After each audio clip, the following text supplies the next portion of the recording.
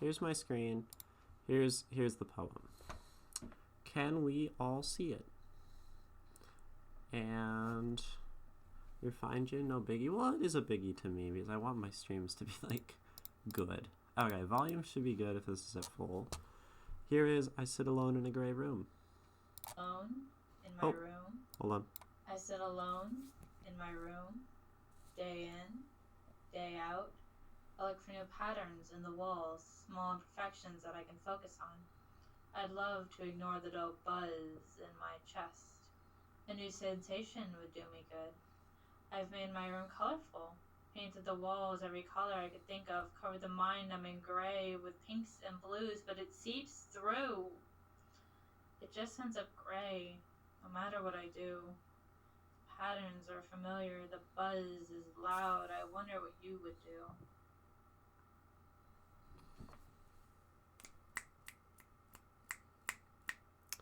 Title, I Sit Alone in a Gray Room by drowningdevil12. Very nice. I'm going to play it a couple more times since it's short and just listen. And then maybe I'll start like pausing and jumping around in it and going through it. I sit alone in my room, day in, day out. I look for new patterns in the walls, small imperfections that I can focus on. I'd love to ignore the dull buzz in my chest. A new sensation would do me good. I've made my room colorful, painted the walls every color I could think of, covered the mind numbing gray with pinks and blues, but it seeps through. It just ends up gray, no matter what I do. Patterns are familiar, the buzz is loud. I wonder what you would do. Wonder what you would do. It's very odd hearing my own voice. Yeah, probably especially on like someone else's Twitch stream. You sound good. I like some of your cadence, so I wanna So like starting here. I sit alone in my room, day in, day out. Right, that. I sit alone in my room, day in, day out. It just feels like this very repetitive, the way you repeat that cadence. Da-da. I sit alone in my room, day in, day out. It really does, I would say, contribute to the words that you're saying there before you jump into sort of a looser cadence after that. I look for new patterns in the walls, small imperfections that I can focus on. I'd love to ignore the dull buzz in my chest. A new sensation would do me good. I've made my room colorful, painted the walls every color I could think of, covered the mind numbing gray with pinks and blues, but it seeps through. So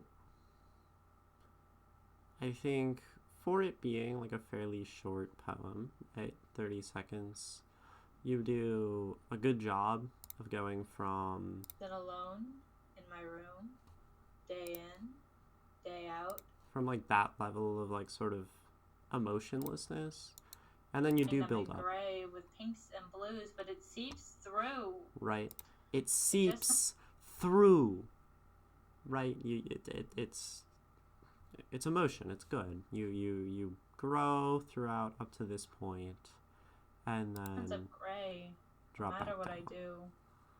Patterns are familiar. The buzz is loud. I wonder what you would do.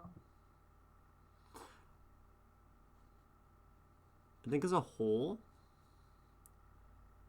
I would suggest, just like first thing before any analysis, as you're reading, I think you can give a little more space in your reading. So, for example, day in, day out. I look for new patterns in the walls, small imperfections that I sit alone in my room, day in, day out. What's the next part? I look for... I need to look at the words, admittedly. Day in, day out. I look for new patterns in the walls, small imperfections that I can focus on. I love to ignore the dull buzz. I mean, you can definitely be sort of emotive with the that word. I mean, you have like a bunch of Z's there on your actual writing, and I encourage you to like play into that, and some of those, like, I guess onomatopoeia is the word, like a sound word. So because it's this dull, this constant thing, this buzz that's either like in your room or in your mind or in your chest or whatever. And I think that's definitely like a good way you could emote more, through your poem. But I think, admittedly, if I want to do any like analysis of what you are saying, I need to pull up the words. If you don't want that, I can keep trying to do stuff like here, because you did say the words are mostly for reference, and I do understand everything you're saying. And go right ahead. Okay. Then we are going to come over here, and I'm going to put it on my iPad, and we can look at some of the words. But now we've had you perform it. I really like that, being able to listen to you all read your poems and then be able to go in and do the sort of analysis part, because, I mean, like the other day with the T.S. Eliot, the way somebody performs their poem gives you insight into their thoughts on the poems, the things they want to express, and what they see as sort of important in the poem. So it's a very useful thing for me, and it means I have to read less myself, which makes my life mildly easier. And we are going to show you all this poem. And we're going to make it straight, by drowningdevil12.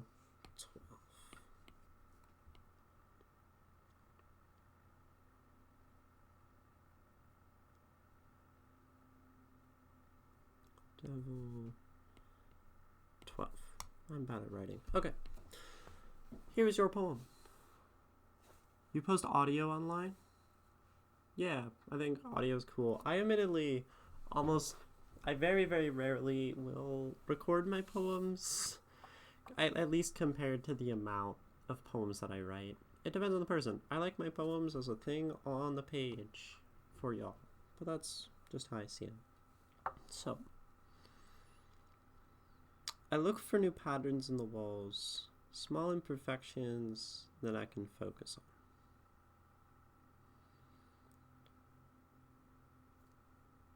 I'd love to ignore the dull buzz in my chest. A new sensation would do me good. I've made my room colorful, painted the walls every color I could think of, cover up the mind-numbing gray with pinks and blues, but it seeps through. Just ends up gray. No matter what I do, the patterns are familiar, the buzz is loud. I wonder what you would do. So, I want to say, first of all, if we're talking about symbols, if we're which is always a good place to start, if we're familiar with any, the room. And I think maybe Drowning Devil, you've written poems about rooms before, but it tends to be a reflection of self. So the sort of speaker here in the poem, sitting alone in their room all the time and finding it very familiar and the same, not only necessarily implies, that, like, I don't know, their room is boring. Like, it says more than just my room is boring and it's gray and then gray seeps through. It says, perhaps, that more than just a dullness in my room, there is a dullness that the speaker feels in their life, right? To the point where everything is so repetitive and similar and the same that the only things that they can try to find are these small imperfections, right? Slight little changes to focus on. And then this backs right up to I'd love to ignore the dull buzz, right? So a distraction from this constant sameness, this dullness, this numbness in my chest. Right, so this is to say, perhaps, that this person is looking for ways to find interest, value, like eventfulness, new things, novelty in life, right? A new sensation would do me good.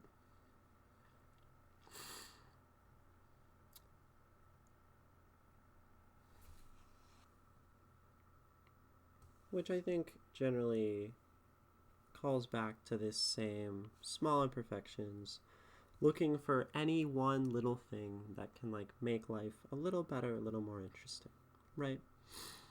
I've made my room colorful, painted the walls every color I could think of. Cover up the mind-numbing gray with pinks and blues. So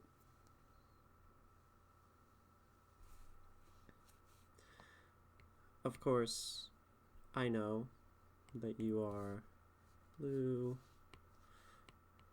that you are trans, right? And this is like a really interesting line, right? Because sometimes as trans people, we talk about like how you, before you come out, you're like numb and life sucks and all of this, right? And it's all dull and uneventful, and because you're not yourself, right?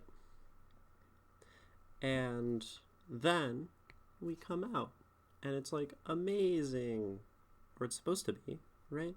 Because you're yourself, and you can be yourself, and all this, right?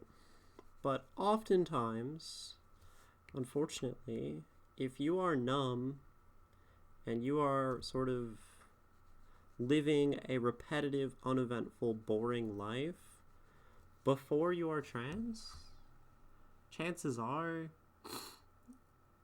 you know, if the buzz is in your chest, the buzz is going to stay in your chest. Welcome in, Arson Asher. How are you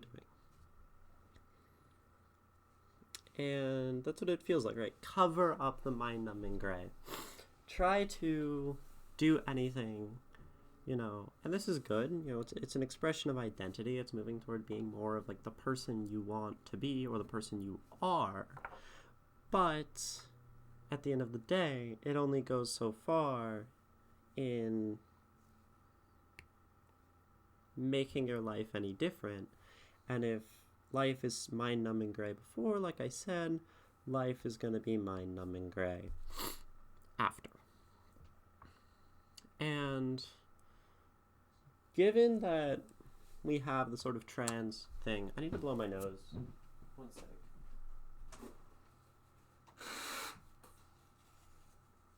So given that we talk about transness here, the previous line, painted the walls every color I could think of.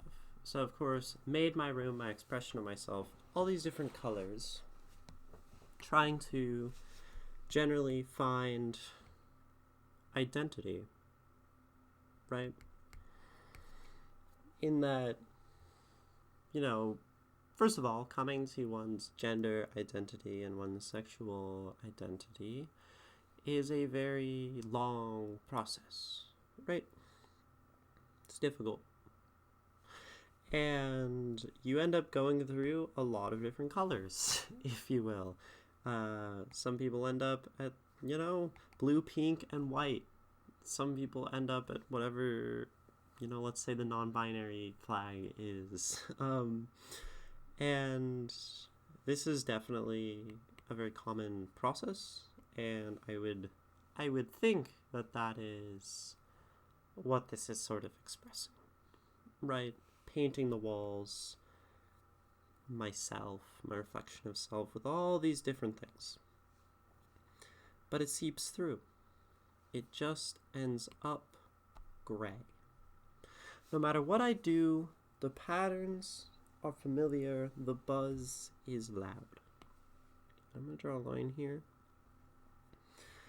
So this is mostly, I would say, saying similar ideas, but I like seeps through because this is slow, right? When something seeps through, it's not like it rushes through, it comes back. It's this slow process of being on one side and then coming through the color and washing it out into gray, right? A little bit, a little bit, a little bit at a time. And this makes sense because oftentimes finding these new ways to express identity are extraordinarily fulfilling and euphoric in the short term. And you come out and it's amazing. And I came out, I'm a woman, it's the best, I'm trans, this is amazing, I'm expressing myself, the world is great, I have become the person I've always been destined to be. And then 2 months later, you're used to being that. And that doesn't necessarily make it any less great. It's great still. I'm still glad that I am trans, right?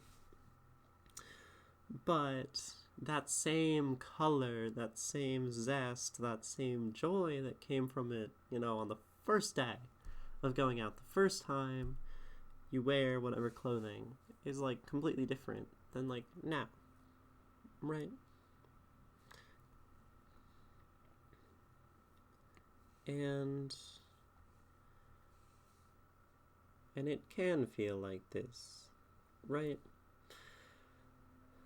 No matter what I do, the patterns are familiar, the buzz is loud. And this would be the speaker in the poem. We talked yesterday about things that are cyclical. And this poem does sort of feel like that. If I were to, let's say, draw it on a graph, and we had color going from being gray and sad, which we're just going to use as white. You're sitting around, it's all the same, it's the same dull buzz, and then maybe you start to bring a little bit of color into your life, a little bit of this, and some more. And you're wow, I'm happy. And then it goes down, and it starts to turn back into white, which I don't know if these all just look the same, and then you're back to the dull thing. And you do something new, and it pops up, maybe less so this time, just this much, and you have some new identity here, right? And then it drops back down, and that's sort of what it looks like, right? But, oops. And the poem, I guess, maybe implies that no matter what, it is always going to come down to this same baseline. No matter how much new expression you find in your life, whatever, it always returns to normal.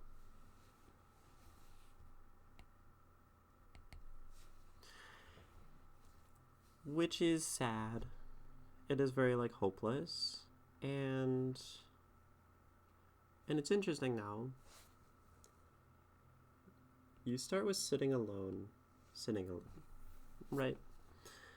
And these are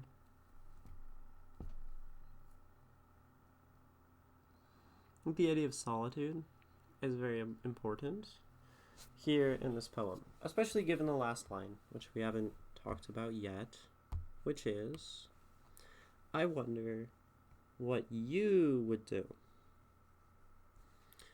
Now, we don't know what you is or who you is, but we can sort of make some assumptions, right? You. Who is you?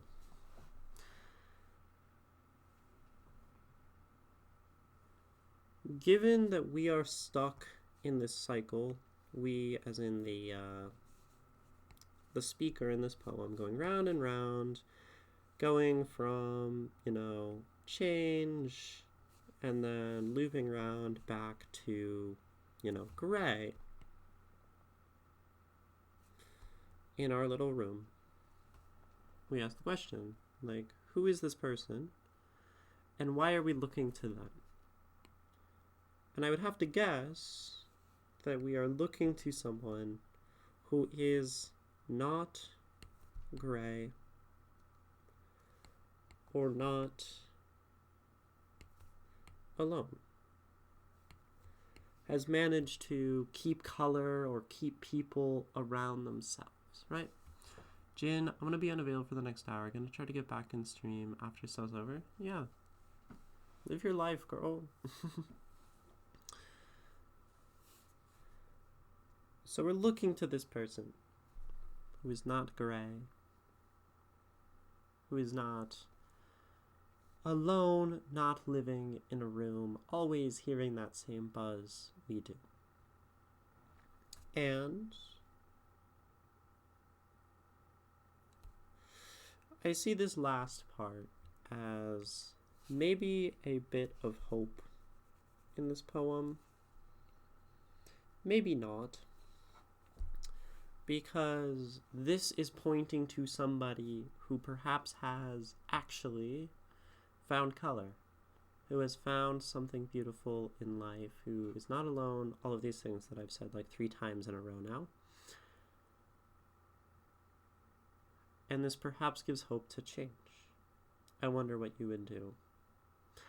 However, this also very much could be indicative of our subject's cycle here, of living in this gray room, looking out, feeling alone, and just looking for another way to have this sort of false color, to imitate someone, imitate their color, look at them, try to do what they do, and end up still with that gray. That is certainly one way to look at it. And that's usually how these sort of cyclical pieces go, is they will either imply an end or they will imply a continuation, right? And we can look more into that in a moment, but I do need to run an ad break. I need to go to the bathroom. And please don't watch this ad. Stand up, take care of yourself. I will be right back.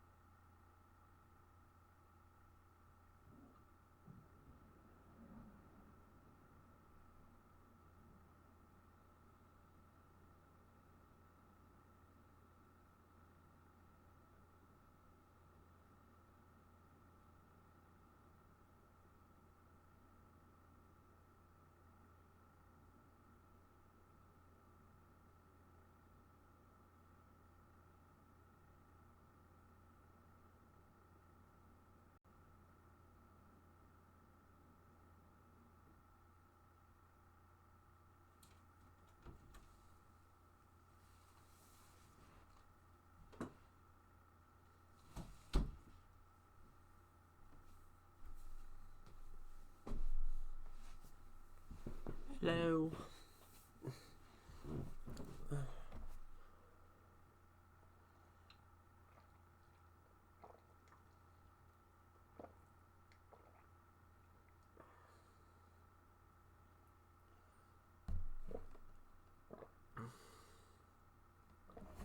Welcome back, everyone. Arson Asher, you say Ginny. Very excited to see me. That is me, Ginny. So, I left off before with sort of the question. The question being, does this poem repeat as many sort of cyclical structures do? Does it come back with I wonder what you would do? To that same thing, looking for a sensation, something that would do you good, trying to break out, and then the fact that it will seep through? Or does this last line imply a break from the cycle? And I actually want to look or listen back to the poem. I think that will help us.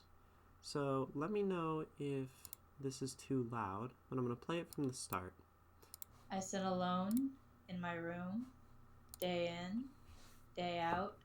I look for new patterns in the walls, small imperfections that I can focus on. I'd love to ignore the dull buzz in my chest. A new sensation would do Y'all me can good. hear it, right?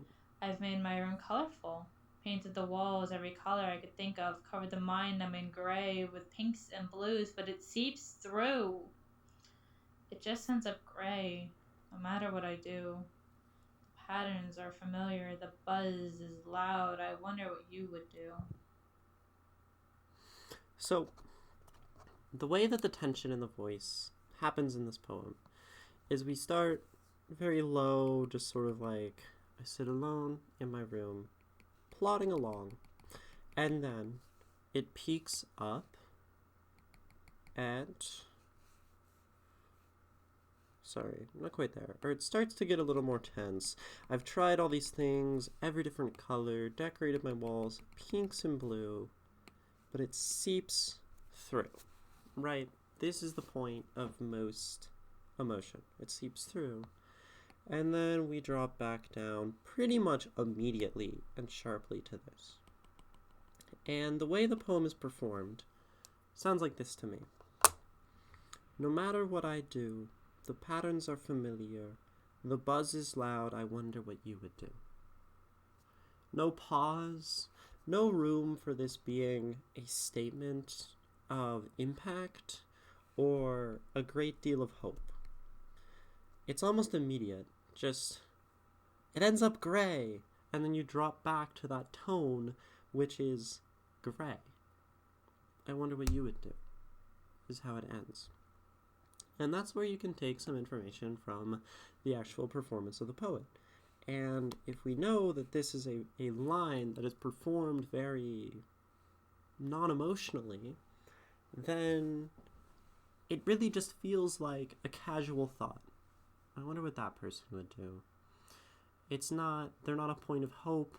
They're not someone who gives rise to a great amount of, emotion. It's like, I wonder. And it's sort of a small bump, a small imperfection, that thought, in a way, or a small new sensation, but it doesn't feel like something that breaks the idea. Which I think, in a sense, tells us sort of what this poem is saying. I sit alone in a gray room, and I will continue to sit alone in a gray room.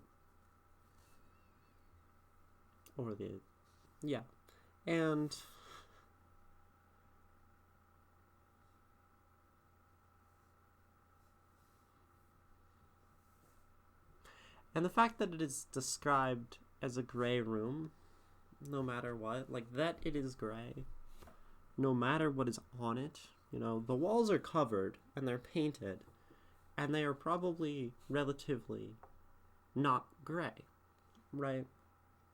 But it's not about the room, right, in this poem, if that makes sense. Because if we remember, the room is more just a symbol for the self, right? And that being said, whatever the room shows, like, sure, it's a sort of reflection, but at the end of the day, we're really talking about the person and their attitudes. And if they always describe this room as gray, no matter how much stuff they put on the walls, then it really stops mattering what's on the walls of this cubic room that I draw.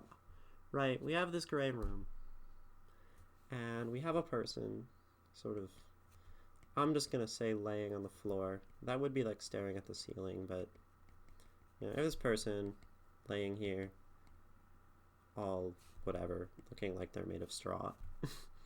Just like in this room. Right? And the room, according to the poem, is not actually gray. Like I said, we have, you know, pink and blue on the wall. I did the trans flag wrong. So there's like pink, and there's blue, and there's all these colors, and we've painted the walls all sorts of colors. Maybe this one's orange, and this wall is, I don't know, yellow. It doesn't really matter, right? Because it's not about the room. At the end of the day, this person, the way they see the room is always going to be gray in this poem. Which I think gives it this larger message. No matter how you try to superficially adorn things, superficially change yourself, try to express yourself differently, try to represent yourself in a different way, it doesn't change anything. Nothing changes.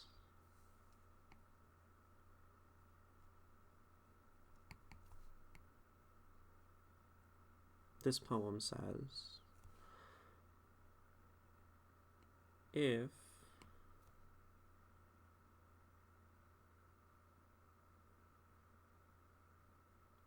essentially you don't change.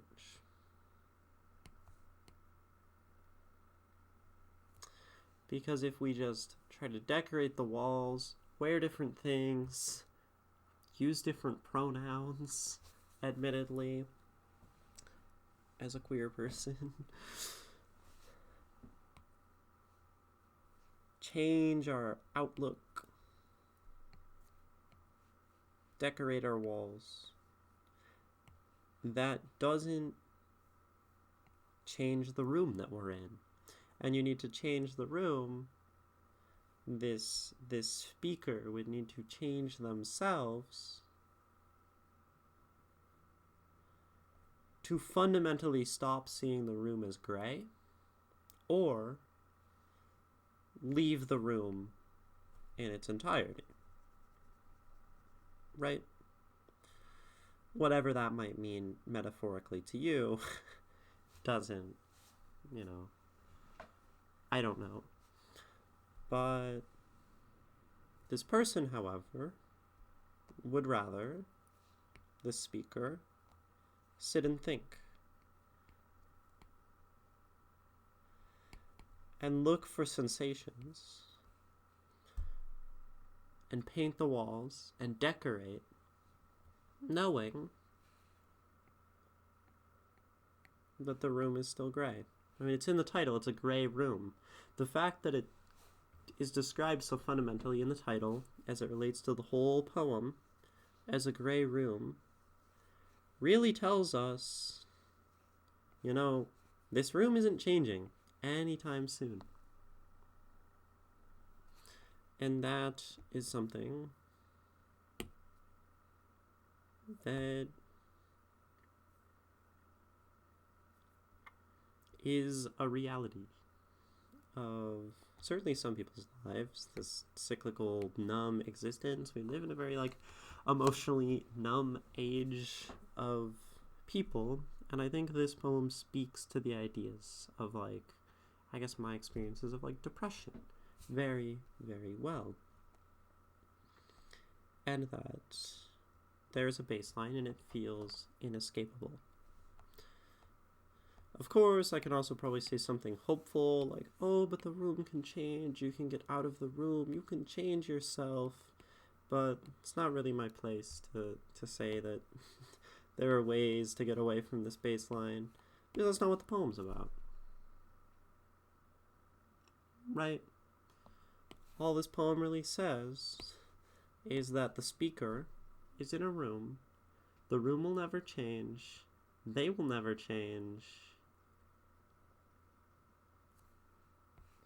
and this is the cycle. You know, the snake eats its tail, or whatever. I'm realizing this poem is very much a glimpse into my life.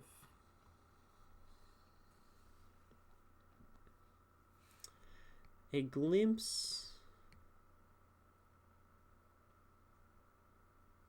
into life. So, I think that's an important realization, and it's interesting that we can write poems and not realize that they are glimpses into our own lives, right?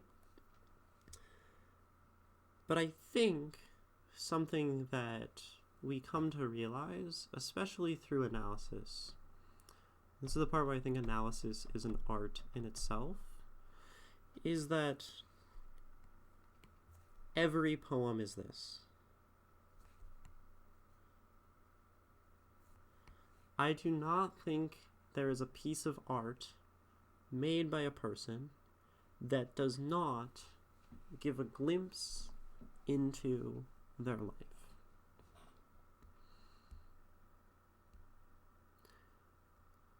And when doing analysis, this is like an important thing to remember. That there is a person behind every poem. There is a life, there is something full, there is something beautiful, and all I really hope to do in analysis is maybe not glimpse specifically into their life, but use them as a glimpse into life itself and reality and the way that people live. Because looking at this person, the glimpse into this person's life can give one so much information about how other people live their lives, about how the world actually works. Because we live in, like, sort of bubbles a lot, and perhaps even we live in gray rooms where we see the world a certain way. I think most people have their gray room that they are laying in and that they have decorated with ideas and flags and doctrines and things that they believe and whatever, right? Everyone does this. Everyone lays on the floor and stares at their own walls of their gray room. And I do think something like analysis and something like art more fundamentally, but I think analysis to really understand lets us see into, to lean into this continuing metaphor, other people's gray rooms.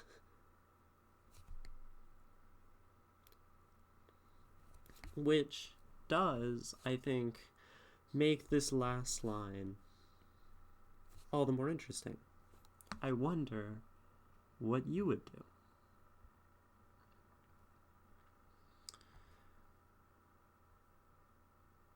And I think it really leans into the idea of the isolation of the room, because you wonder what another person would do. You, not you, the speaker. The speaker wonders, what would another person do? Not even realizing that they probably live in a gray room. And they might not even realize it. This other person who looks like they don't. But they live in these spaces where these cyclical existences where they have the same ideas and fall into patterns and try to decorate the walls with things to cover up something.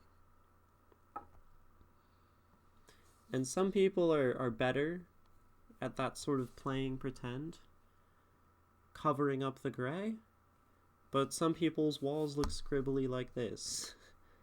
Some people's walls have big blocks that cover some of the gray and not all of it, right? I've truly been dragged to filth by my own poem. Poems do that. Poems drag everyone through their own, through filth. This is the most you've thought over one of my poems. This is cool. Yeah, I don't know where this energy came from.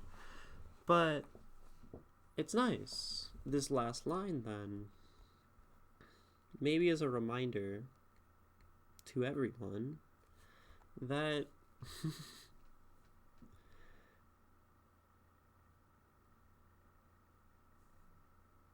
Blur, thank you. That we need to, and I hit the camera too. Bonk.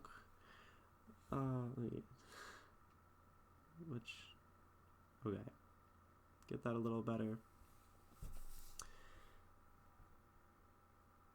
That rather than covering up, rather than trying to imitate someone else's room, rather than that, we need to probably change the room we're in, change the way we see the gray. You know, there is sort of a beauty in looking at the walls and finding imperfections. You know, this maybe is the hopeful line, actually, of this poem. Because this says that you might find imperfections, details, new things, ideas, maybe even beauty,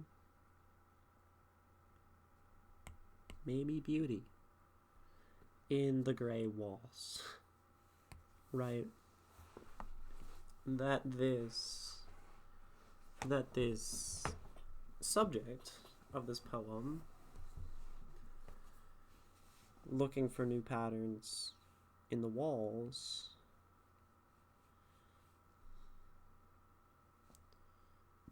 might actually be onto something there. But of course, in that grayness, it all gets equated. This feels the same as decorating the walls and whatnot.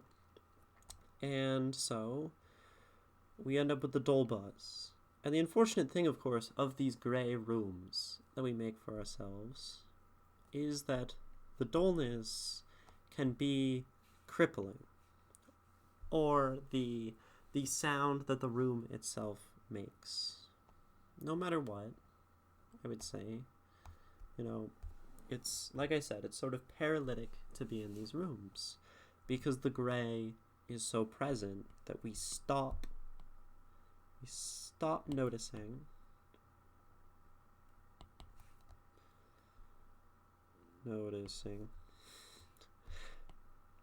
the gray.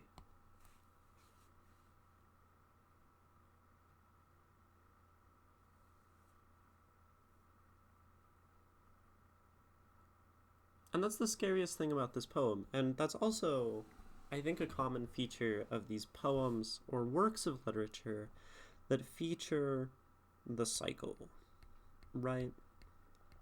Is that you're stuck in a cycle and the wheel will turn no matter what. And sometimes we can think we see the cycle, think we stop it, and then play into it, and it continues anyway. This is like totally an idea in literature, is this wheel that keeps turning. And sometimes we don't notice the wheel, no matter what. Some poems say, the wheel turns, the rooms are gray, etc. And that's what this poem says, which makes it, I would say, from a thematic perspective and a structural perspective, very fundamentally hopeless, right? Which is, it's blurred again, which is a good thing. You know, if you can write a poem that captures hopelessness and the way that people live on a sort of epistemic level, good job. Day in, day out. You know? This is life.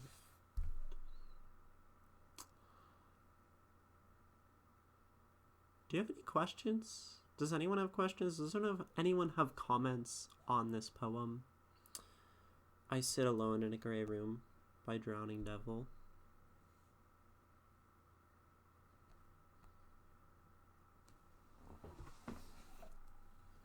Questions, comments, undying praise for each other. Does anyone not like the poem? Please voice this. I just want someone to say they don't like it. I'm just shocked by the fact that I wrote this during a depressive episode and it came out decentish. I mean, in a sense, like, depression is like an extremity of emotion. Even if you know, depression feels kind of emotionless, then it does put it on one end of a spectrum of all the emotion and none of the emotion, right? So,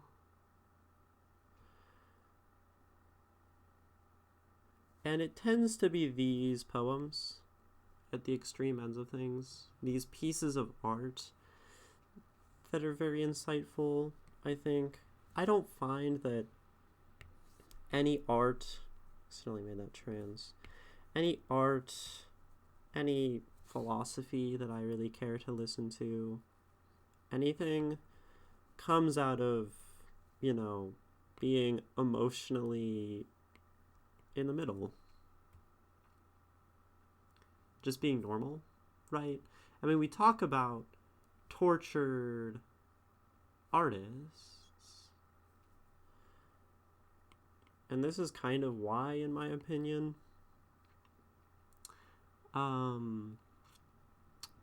why this happens, because we dig so deeply into these extreme, painful sides of emotion, and we end up, like,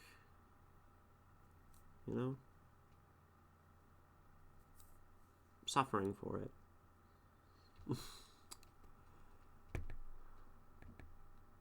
That's so impressive. I always have to write mine after. Yeah, admittedly, I don't really write when I'm depressed. I haven't been depressed in a while, though. Luckily.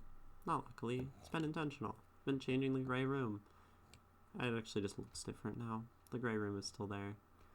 The gray room is streaming on Twitch. That's fair, dude. No one can ever write a mid-poem. Maybe.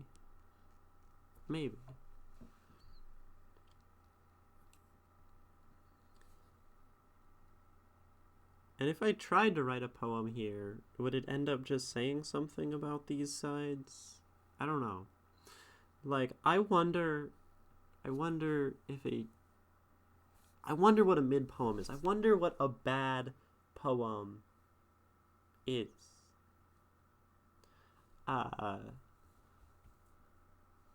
Because I don't find them very much.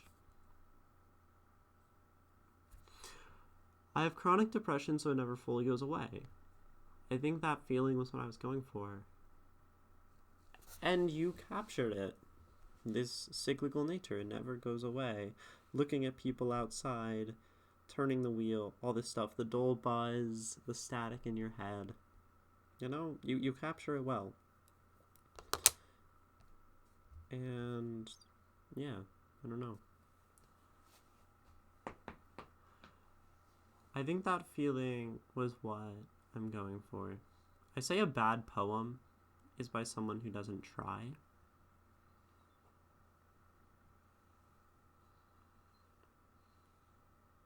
That means like a bunch of my poems are bad.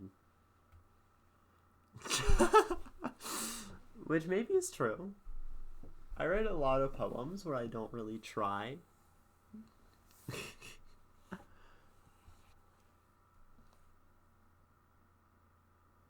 No. It's a reasonable outlook, right? We try, and we put effort in, we try to capture emotion, and it generally creates something good, right? But can not trying create a good poem too? It's funny because Bukowski's philosophy on life is to not try. And he says if you are doing something where you have to try, where you have to put in effort, you're doing it wrong. Because that's just overexerting yourself. You shouldn't have to try. And I mean, I look at some of my poems and call them bad, right? I say, this is a garbage poem. And sometimes it's the ones that I tried really hard on. Train Track Confessional, which took me like forever to write, I think is like one of my worst poems. And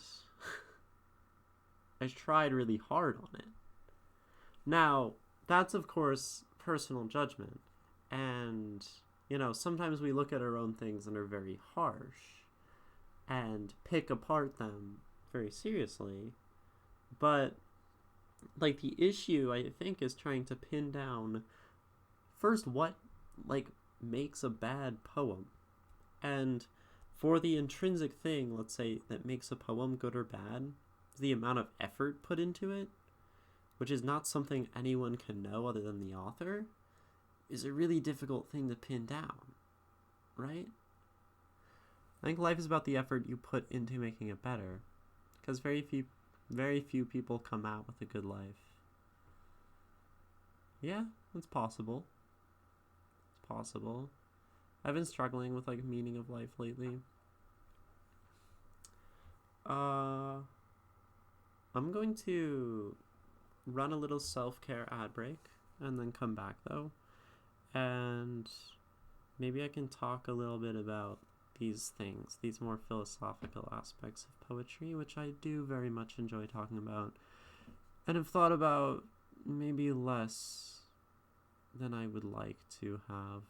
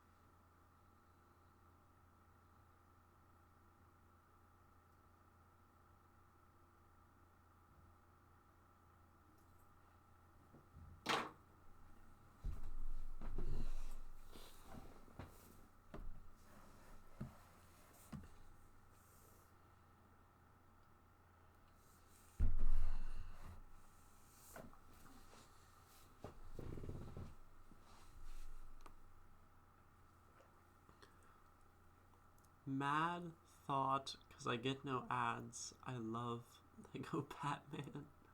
I haven't gotten any ads yet, which is odd. That is I mean, do you run like a... Do you use an ad blocker on your browser of choice? Because that does work.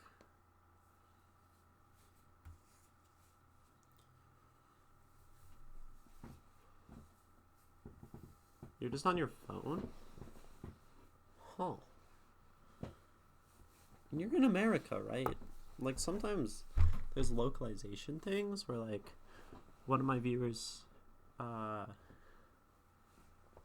from Jordan, forgot who that was saying they just don't get ads in Jordan. So, y'all want to figure out what makes a poem good?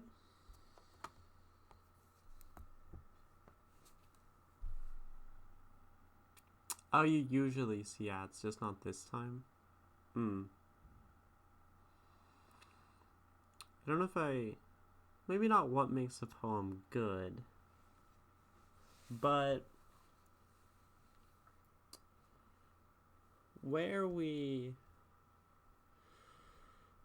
I mean, like, that's an interesting question. Should we even be defining? Well, okay. Let's break this down. What makes a good poem, or a poem good, comes with a few assumptions, right? One is that good poems exist.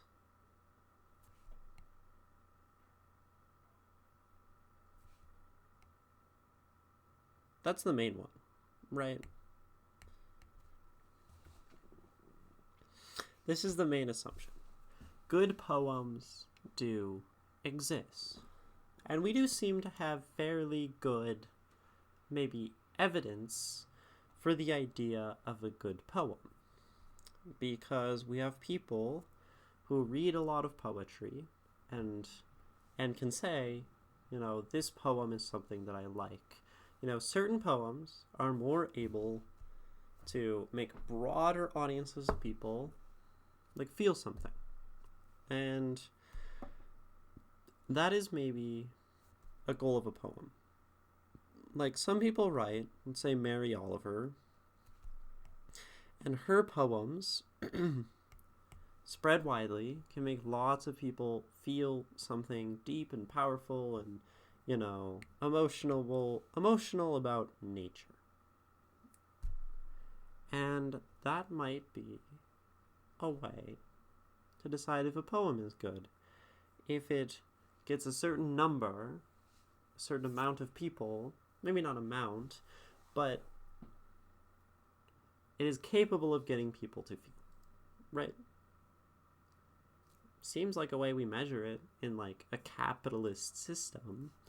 Is a good poem not one that sells copies? Or a good collection? Some would say, to a publisher, a good poetry book sells a bunch of copies, right? But these both have issues. Lots of things have issues. To be fair, does it really make something a bad poem just because it makes less people feel things? Usually when that happens, it means the poem is kind of specific. Exactly. And that is why, you know, this has some exceptions, right? Because everyone is different, and sometimes it being less specific or less able to make a broad audience feel something just means that it's a specific poem. Let's say, you know, a poem about the transgender struggle is going to be great for, like, everyone in this chat, basically, and myself, but it's not going to be great for someone who, like, doesn't believe trans people are human, right? It's just how it is, right? So at very least, it's not about the number of people who can feel something. It's not a matter of quantity, it seems. Now,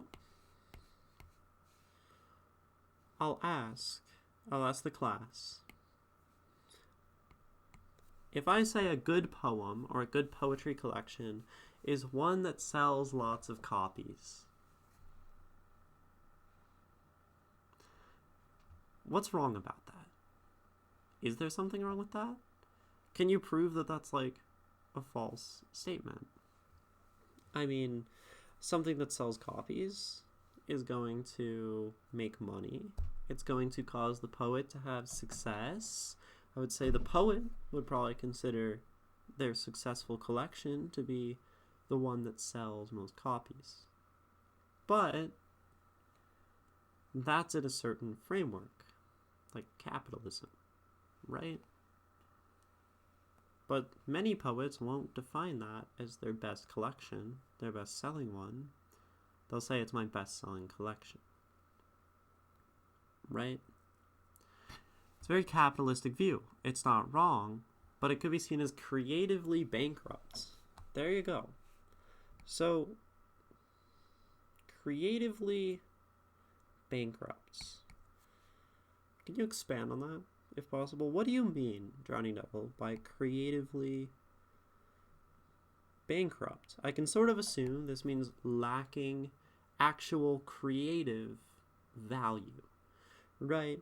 That you're just doing something because you know it will sell, looking at markets, but that isn't creative. Why? Why is it creatively bankrupt? Why is it non-creative to see the successful poem as one that sells? Not a rhetorical question. Why?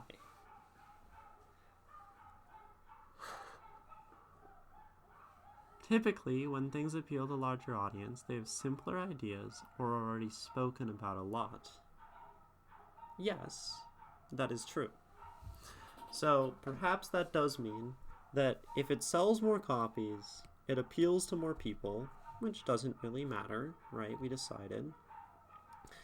And the ideas might be simple. They might be broadly appealing. And yeah, people are more likely to read often something they're already comfortable with. And a publisher is more likely to publish something that they're already, comfortable or that they know will sell.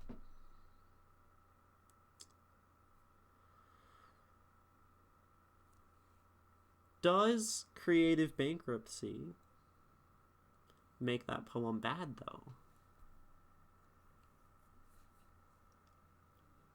I mean, you said it maybe implies ideas that are simpler. What is bad about simple ideas? Because if you're going in this direction, maybe you're saying that if these are indicators of negative quality, then a good poem, for to infer, is complex. Does that feel right?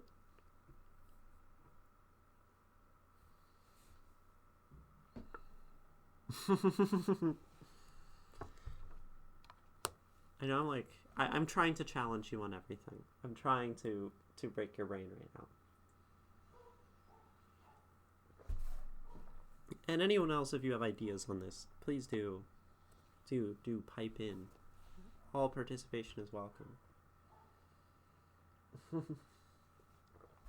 Is a complex poem a good poem? Is a simple poem a bad poem? Not necessarily, but creativity is a part of poetry. And typically, poets like to speak on taboo ideas that are held back by publishers. They do often do this, right? So, poets, this is an option, right?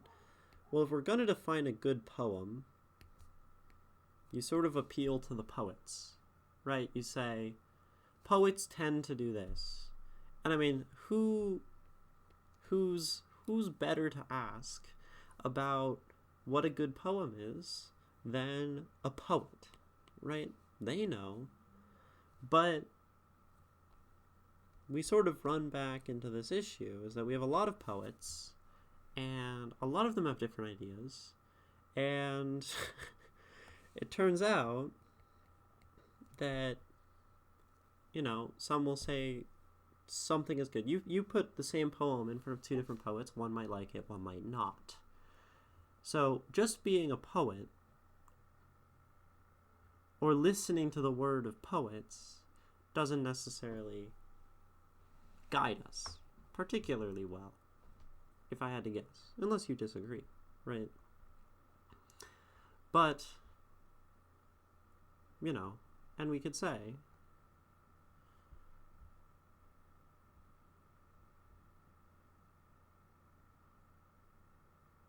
also, you say poets tend to write about taboo things. That's true, right? But some don't. Some poets write your sort of non-taboo, simple idea for the publisher poem. And those poems would probably say, or those poets would say, well, yeah, this is a good poem. I wrote it. I like it. Or they would say they don't like their own poetry. Possible too. Maybe there's no such thing as a bad poem.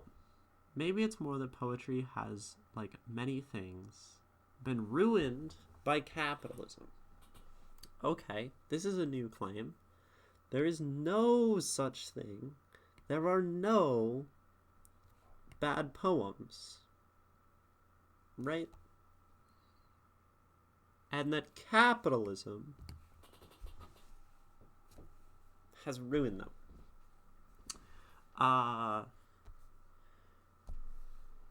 But sometimes you look at a poem and think that it's bad, right? You've read a poem, I've read poems, and thought, I don't know if I like this. And maybe there's a difference there. Maybe there's an issue of preference, which is not the same as quality, right? We need to be careful with our words. What is good, right? Maybe that has nothing to do with someone's preference on a poem. I like this poem. I don't like this poem. But my own perception has nothing to do with the underlying quality of the poem. That's certainly an option. But then we get this really weird thing where suddenly, a poem's goodness, a poem's quality has nothing to do with what people think about it. And everyone, let's say 100% of people hate a poem. Even the person who wrote it. Everyone hates this poem. Does that make it bad? Theoretically, no, if preference has nothing to do with quality. This poem is safe in its own little bubble from anyone's opinions, no matter how many people don't like it. True, but like many things are subjective. And even if a lot of people find a poem bad, it can still mean a lot to a few people. And I think these people's experience shouldn't be diminished just because the majority disagree. Yeah, absolutely. Absolutely. I think a poem is good by how much emotion a person puts into it. Okay. Arson Asher, I have a question. I have a question for you. This is an interesting one, right? If we talk about the poets,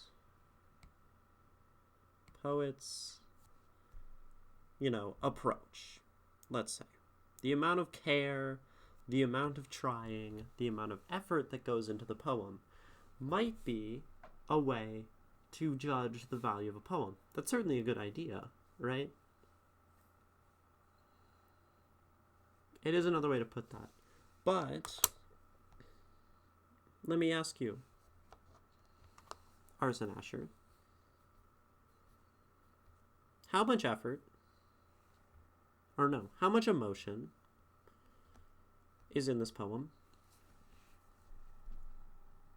How much emotion is in I sit alone in a gray room? And is it more or less emotion than T.S. Eliot's Hollow Men? And does this have more or less emotion than your poem, Succession? Welcome in, Raiders. Nerderine. Welcome. So glad to have you. We are currently having a sort of philosophical discussion on poetry and what makes a poem good. I hope your stream went well. And if you all need to, run off, take care of yourselves, definitely do these things. Disco Cat, hello. And Nerderine, hello. What were you all doing on stream?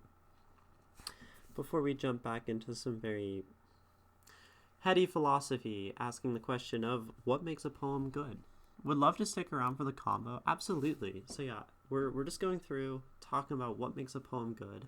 So if you have ideas, not necessarily a poem, but like a piece of art, if you have ideas of what you think makes a poem good, we're trying to figure it out. And we're running into walls, because quality is a very difficult thing to define, right? I was making some wild changes to your story. That's exciting. Were you, is it prose or, some other form? What kind of story are we writing in the world of Nerderine? And let me give you a shout out. Sounds like you're doing writing and all of that. And people want to follow, I will shout you out. Also, I guess I forgot, my name is Ginny, also known as 2/3 Lotus, and shout out, Nerderine.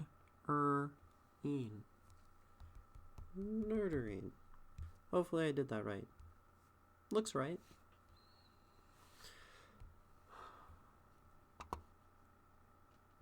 So, yeah, I'm Ginny, also known as 2/3 Lotus. We do lots of poetry here, basically. This is a little series I call the Poets of Twitch, where people submit their poems, and I read them, and we talk and have all sorts of great discussions about art and life and poetry and gray rooms. That's related to this poem we read today. I'm writing my first novel, hoping to be an author, fingers crossed. Yes, fingers crossed. I wish you the best. And sounds awesome.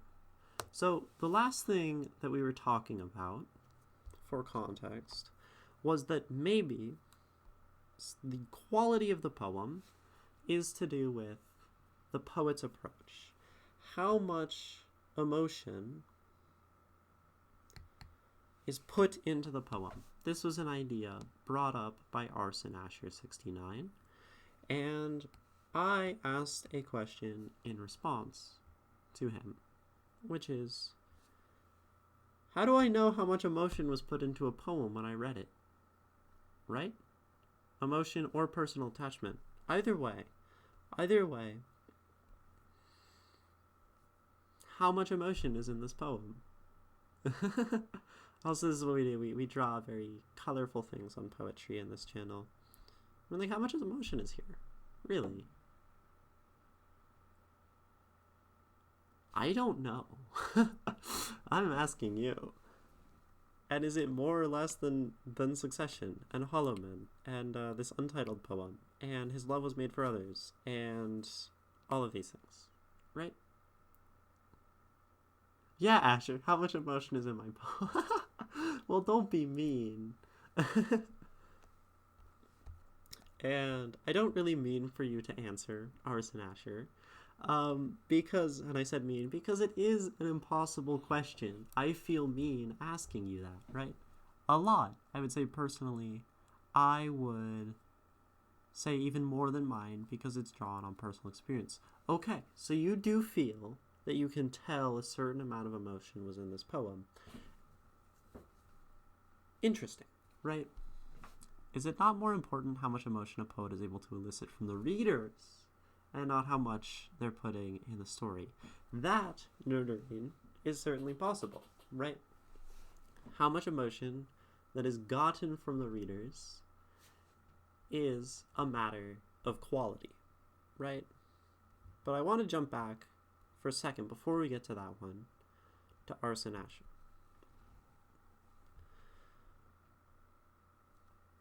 I want to ask you something.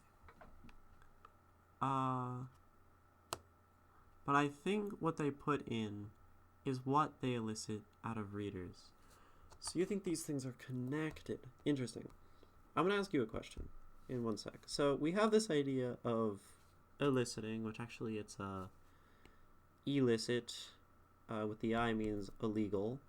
Illicit emotion versus like input emotion. These are options. And no worries. I want to read a poem, if that's okay.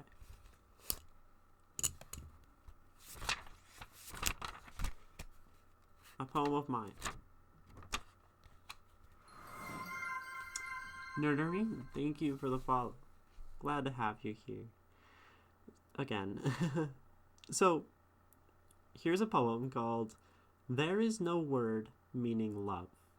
By me. By Jane. Right? To write on the whole of the universe would be folly if our presence was not a perfect scribe. Every poem carries my echo, a sound that carries you. Watchmaker, do you have the time? And chef, have you made a meal? Children play, oblivious to the world, turning underfoot, cosmic dance. I cannot make her know by telling her those words. The teacher must call in the children from play.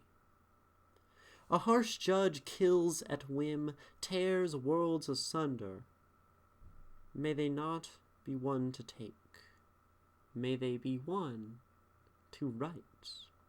No words hold more meaning than those unheard. No watch ticks faster than the one crushed underfoot. Which words to write? Which game to play?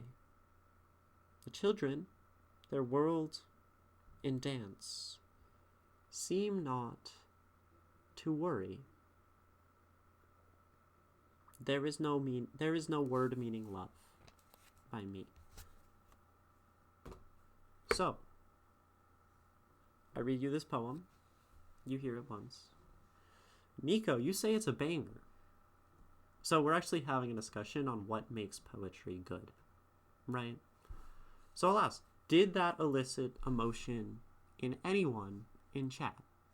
If not, we have an interesting point. But did that, you all can say it didn't. It elicited some emotion in me. Beautiful. The ones I caught. Yeah. So, in this case, my poem has generated some amount of emotion.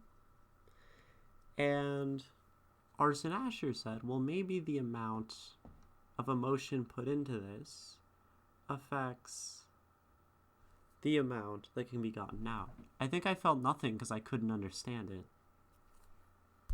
That too. Very fair. But I'm gonna be honest. I put zero emotion into this poem. I wrote that poem this morning. I was just like, ooh, pretty words. I'm gonna put them together. I'm not even trying to diminish my own process. I was super tired. I woke up. I put some words on the page. And it elicited some emotion in a person. But you did talk about personal experience. I did not. That's the thing. Children playing, none of that is my experience. Talking to a watchmaker or chef asking these questions, not my experience. If anything, every poem carries my echo, a soul that carries you. There's like 2 lines of personal experience. So maybe there's a little bit. Maybe there is.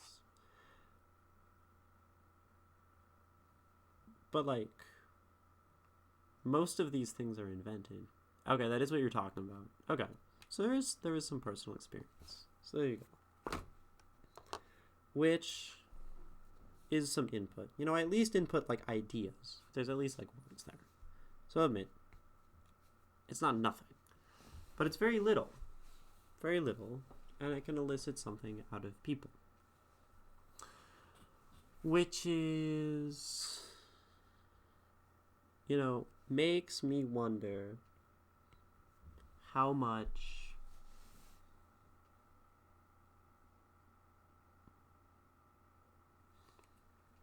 this works. Let's look at authors. Let's look at novelists. Some people write for thousands of hours, right? And get this novel. And they've put in more work than I could ever put into a single poem. And then people read it, let's say a critic or broad readers, and say like, this is bland and boring and nonsense.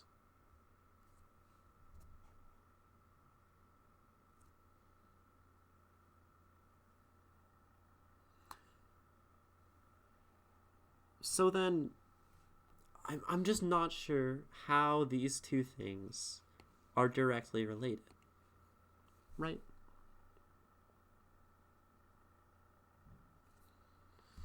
Now, Nerderine said it's purely about, or more about, how much emotion you elicit in a poem. Usually with a book, you're talking about someone else's experience, unlike in poems. What about a fantasy book? It's no one's experience. Or you're referring to a character.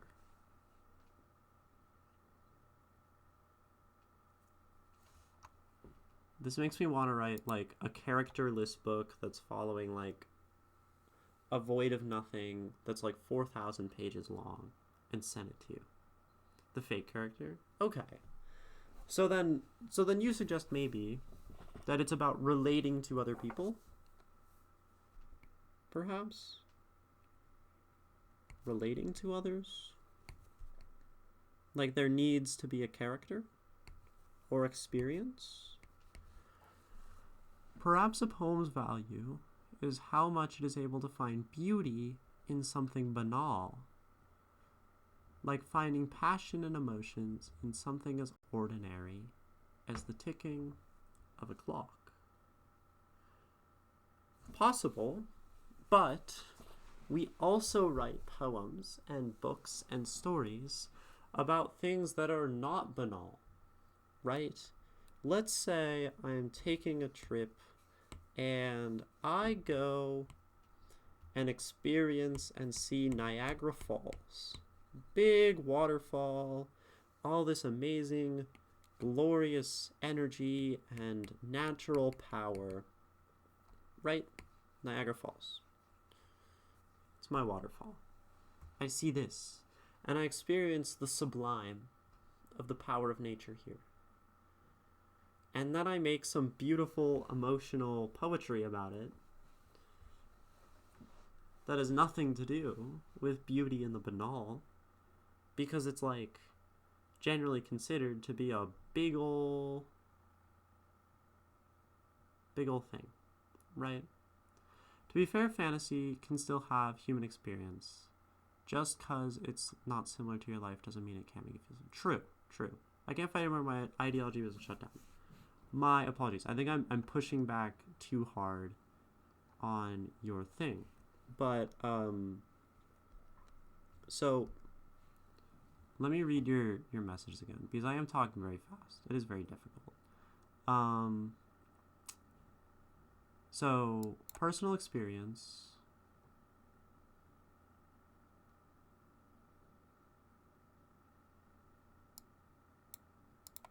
What is elicited in readers? What is put into a poem? No. I don't want to just completely not listen to your ideas.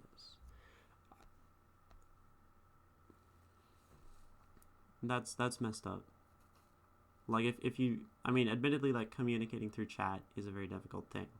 But I want to make sure that you're, like, that you are, that your ideas, you have a space to actually express them. Because I do have to move fast and respond because that's sort of like Twitch and content. But I also don't want to play into that. No, I like the arguing, don't worry. I don't want it, like, I don't want it to feel like arguing as much as challenging, I guess. And if it feels like I'm looking at your ideas and, like, saying, like, no, that's not what I want.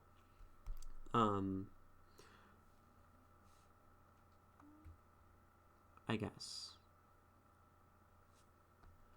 But I do think that you can have stories with experience, right?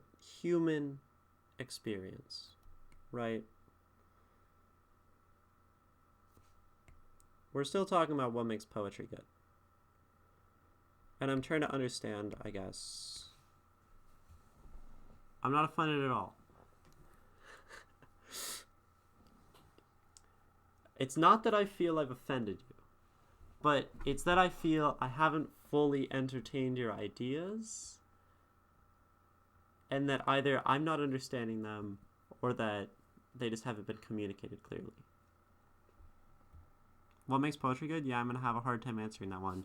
That's why we have, like, me and, like, however many of you are in chat right now trying to answer this together, right?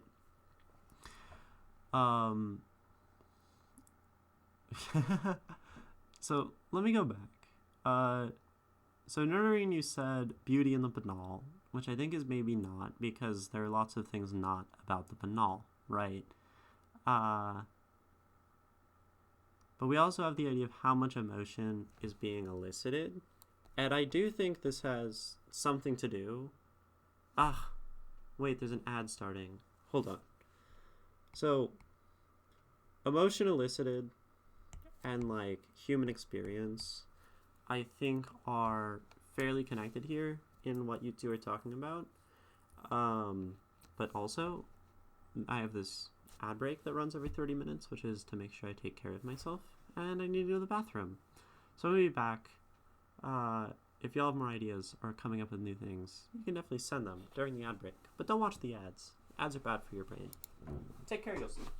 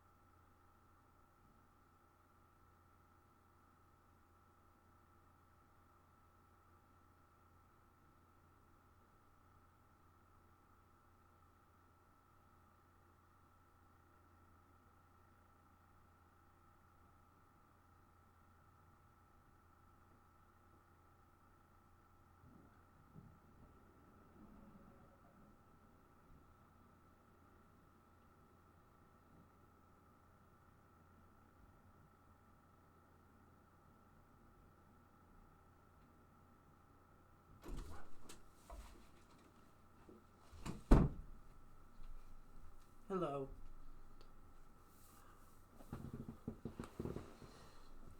Upon reflection, I think you might be right, Arsen Asher. Which maybe is a crazy thing to say.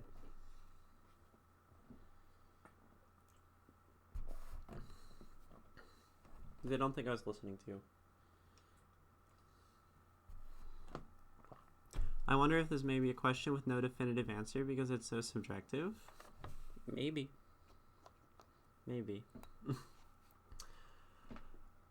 So, Arsen Asher, you say maybe a good poem is one that touches on human experience.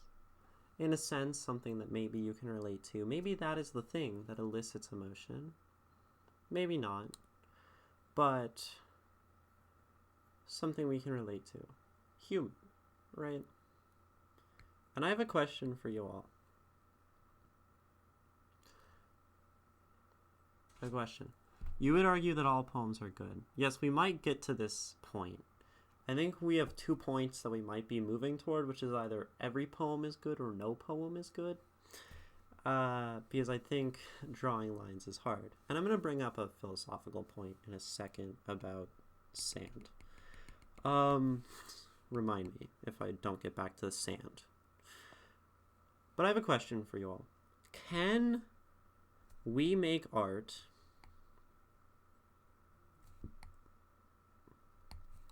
that is not in some way expressive of the human experience? Can art be made that is inhuman? Yes, it can. No poem could always be. No poem is bad, but no poem is good either. True, that we deny the question. Good poem, a good poem doesn't exist. You don't think so. Nerdorine thinks so. Okay, well here's an issue. Why can we not make poems without human experience, Asher? And what is a poem or a piece of art that does not include human experience, Nerdorine? I think one way to do this is if we have a concrete example of a piece of art that does not express human experience, then I think we're good, right? No, I was agreeing with the human experience thing, right? So you think all art must have human experience, right? Why? And if anyone thinks art can exist without human experience, I would love to know why. I'm always going to write with it. I mean, we know art can have human experience. We see it all the time. But I'm asking, is there a setting? Is it possible to have art without human experience?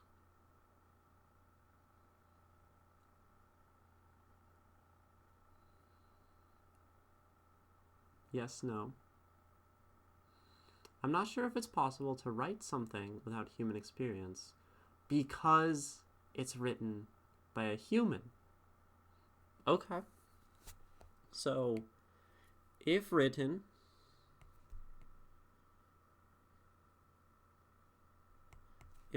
by a human, it has human experience, right?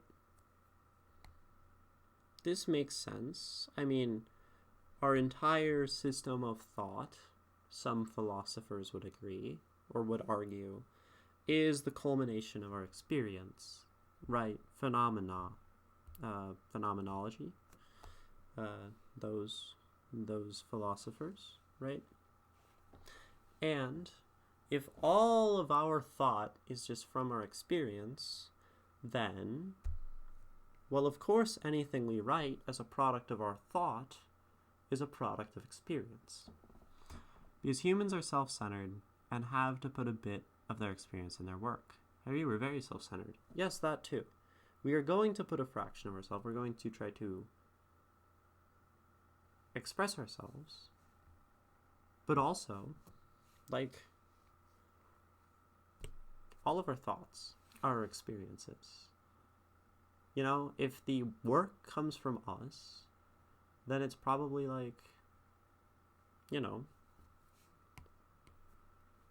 has experience. I don't know, I'm feeling resistance to fully participating in this.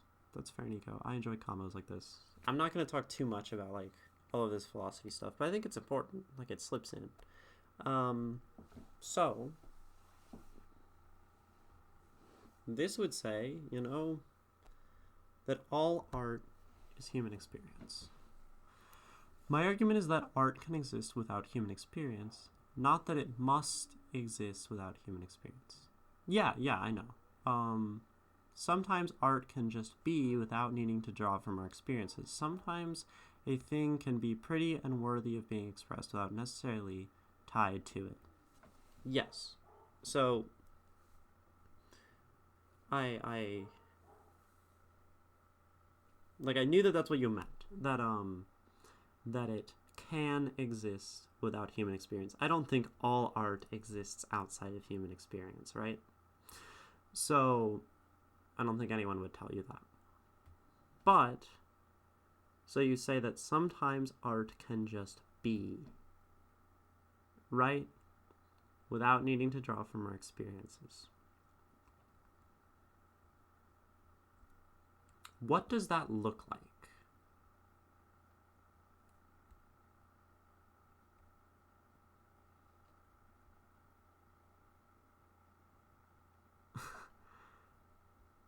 Maybe that's a hard question, but what would a piece of art without human experience look like? Or read like, or sound like? Right? Dew on the Grass, hello. We're talking about what makes art good. And having lots of trouble. So now we're kind of talking about what art is and whether it is tied fundamentally into human expression, which I do think is important for this question. Kind of defining art. It would look like another language no human can understand. Okay. So literally not made by a human. Sure. We have AI art. Granted, it's trained off of human images and models and stuff. But I don't want to talk too much about that. Okay. So then, you say another language no human could understand. Yeah, we're not going to talk about AI too much. So then perhaps would that be another creature, another being with language, right? You still add that word, language, right? Which implies some amount of intelligence and experience and ordering of the world, right? Not to be anecdotal, but I've drawn art that is just pretty. You'd write a poem that is just objectively well written, with the appropriate literary devices that is not necessarily drawn from human experience, like the poem you shared. Said it was pretty words, you thought, decided to put together. Yes, that is true. Right. It's just pretty. I can draw a little flower, because flowers are pretty. This isn't a very pretty flower, but I can draw a flower.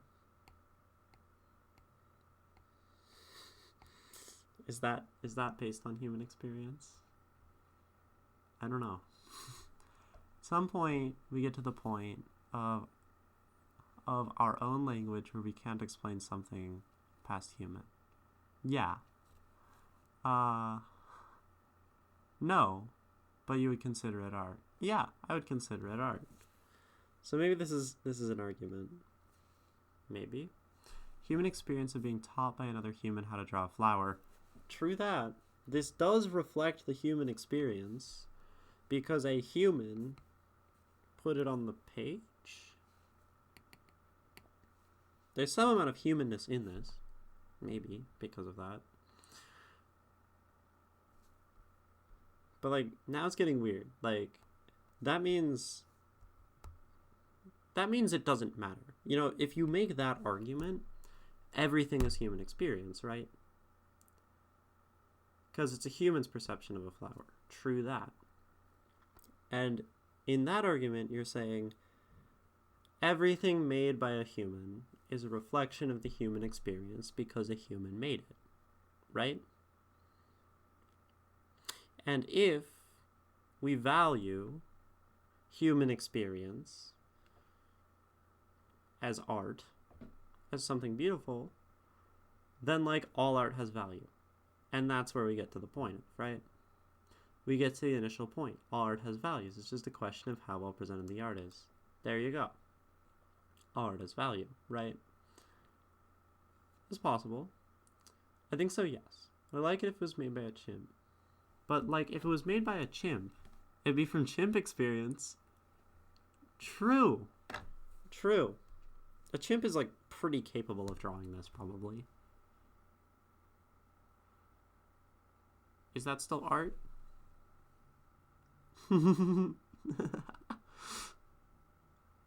Let's say I didn't draw this. Let's say it was drawn by a chimp, Drowning Devil said.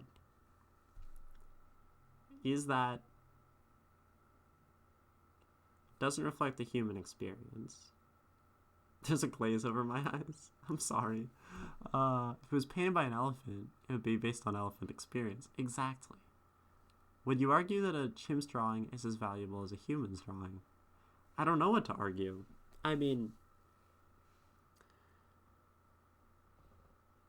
it feels like maybe we should care more about the human one because we're like humans or something, and we like have that self-centeredness that someone mentioned earlier, I think Arson Asher, that like we're self-centered in that value in our experience. Some people would value the elephant's drawing more because they would say, look, this elephant drew a flower. This isn't a very impressive thing for a human to draw. But a chimp, if a chimp drew that, that's way more impressive than me drawing it. I'm gone, I'm checked out. We're talking about chimps. Yeah, I think so. Because it's still a show of humanity. But again, we are human. And human is seen as impressive. Okay, so it's that we see humanity in the chimp's drawing. Interesting. I think we need to pull back from this whole, like, humanness argument. So this is kind of why I didn't want to go into it. Because human experience is a really hard thing to define, right? When you say it has value because it has human experience, you end up running into all of these weird, basically like epistemological rabbit holes of like, well, AI and chimps and aliens, and in the infinite expanse of the universe, there might be an exact copy of the Mona Lisa that just came together from a dying star, right? Art is something made with intention. Maybe.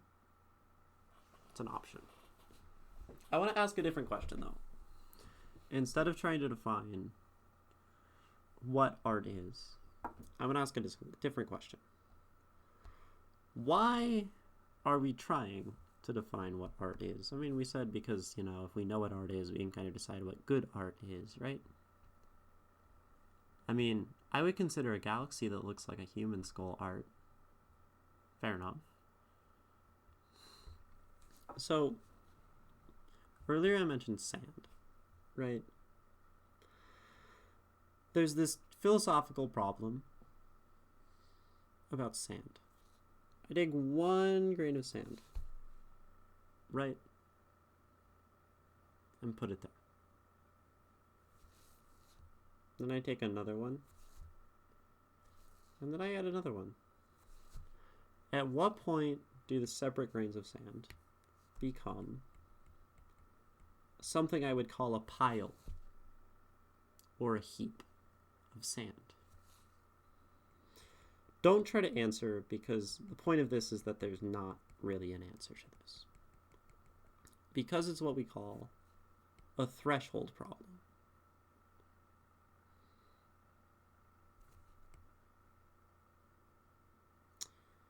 And a threshold problem is roughly anything that says, at what point does a thing, let's say a collection of pigments, become a piece of art?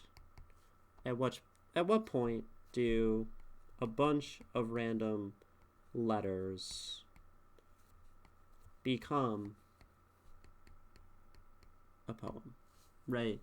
And it's sort of an impossible question to define, which then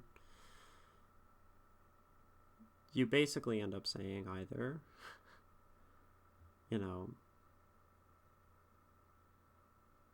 but you can't just say there's no such thing as a heap of sand, because we call something a heap of sand, we call something a poem, but it's really impossible to define it. And one answer to a question like this is to say, well, everything is art.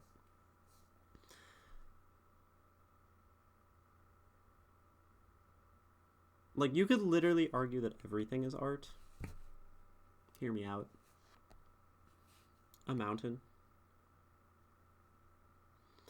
I look at a mountain, it's beautiful. I take beauty from it, right? And that makes it art, maybe? Or that it's something I can take beauty from. I'm also adding a weird thing there, beauty. But one way to say it is maybe everything is capable of being art. I would argue that everything is art.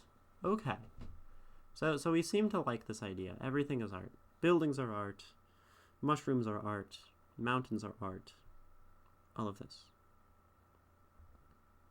Right? And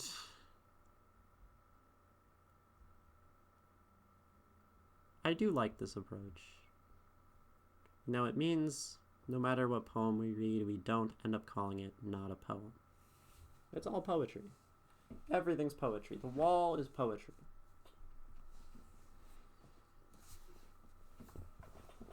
Poetry is poetry. I don't know what I just wrote. Hi Caliber. Oh wait, you sent a big message there that I totally missed. I feel okay, let's talk about perception instead. Perception in general, that changes based on who you are. Instead of putting word behind the word experience and calling it unique concept as if we're different from every other being that's alive. We're all creatures on this earth that came from a little fish in an ocean, decided to grow wings or paws or limbs, and walk. OMG, what am I doing? Yeah, you're gonna skedaddle. Have a good stream, everyone. Have a good one, Arson Asher. So yeah, you could talk about perception, the way we perceive things. And this sort of has something to do with perception. Anything I can look at and call art is art. As long as someone calls it art, it's art. As long as someone calls it a poem, it's a poem.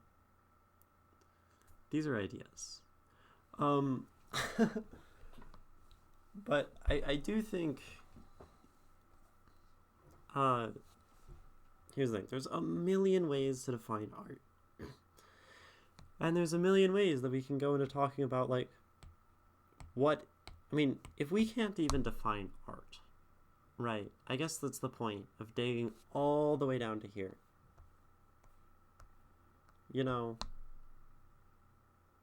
And some people say everything is art. That's fine. But then,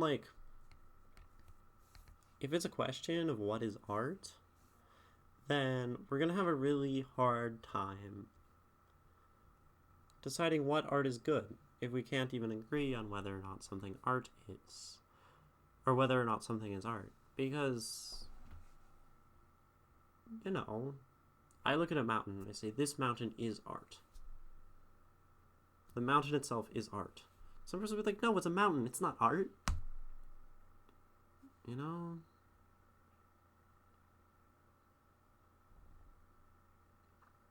don't know.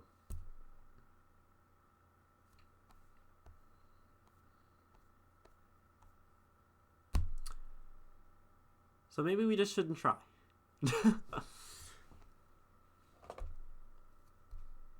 I don't know. Everything's art. If everything's art, why do we make more art, though? There are a lot of questions here, right?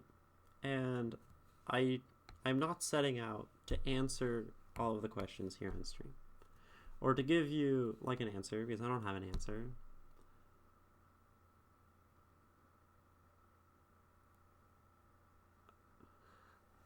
Good art can be categorized as well presented art. Some mountains are prettier than others. So something has to be pretty to be art. Or well presented. Well presented. But what makes something well presented? A lot of people love the banana duct tape to the wall as art. I mean, someone paid a few million for it, right? Is that well presented? Some people say no, it's not well presented. But some people say it's art, so I think we can at least say that it's art. Because we enjoy creating. If you're religious, you could say it's because God gave us the gift of creation. True. That's a way to put it. There's a rubric made by a small group, a group that everybody gotta agree is authority. Critical. Critics saying art is good. It's a thing. Well presented. It was immaculately presented. It was immaculately presented if it's a banana duct tape to a wall. But I don't know, what makes something good immaculately or well presented? It's a banana on a wall. Yeah, that's art to me. Well, some art is just money laundering schemes. Oh, so now because of capitalism, we're reducing some art. And we're back to our whole issue of the start of thinking that art has to be something that rejects some of the capitalist ideas. I don't know. And then a man ripping the banana off the wall? Art. The art of the deal. Maybe it's just luck and timing that makes something good art. Maybe. Or we can just say, at very least, here's what I like to do. And it's not a good answer, but it's something that I can generally live by. If I see something and I can define it and I can easily say it's art, right? I see it, it looks like art to me. I've seen a lot of art in my life. I know many media of art and how people express it and where people put it.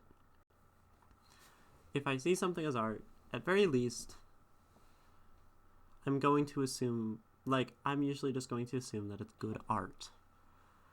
It's not that important to me in my daily life to define what art is. And it doesn't really affect us, right? Because we all look at things and some people say this is art, this isn't art, right? But at very least I can tell what's art to me. And I'm going to tend to just not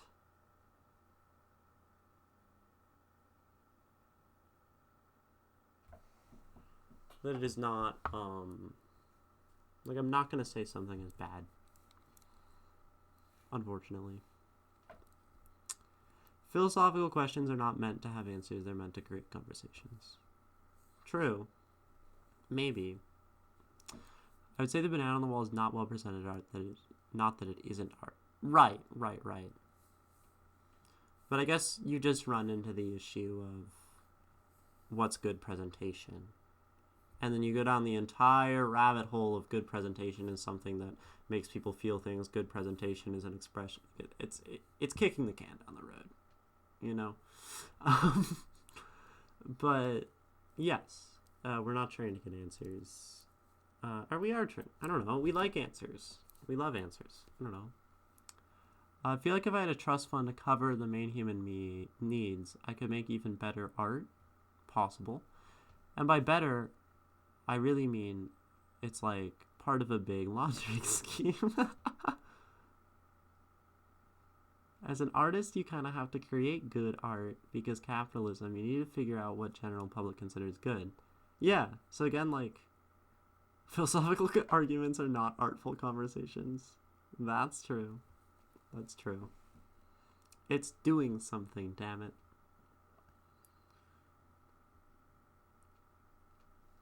Yeah. And maybe it is reasonable to go back to the capitalism question. We live in capitalism. We need money to survive. Maybe good art is one that helps you live.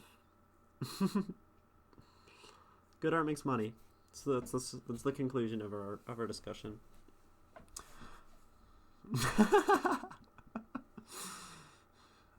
Led you all on. I don't really believe that. And I sort of said what I believe. So, Drowning Devil's poem is pretty good in my opinion. Great job. Damn, what a sad conclusion. Yeah, I know. Carnegie approved. Van Gogh made barely any money from his work. Yep, that's true. Must be bad art. Van Gogh L. It's nonsensical, right? But I mean, Van Gogh makes people money. Van Gogh is a capitalistic force in the buying and selling of paintings. It only got good once people attached a monetary value to it. I wrote a poem kind of like that the other day, asking these questions.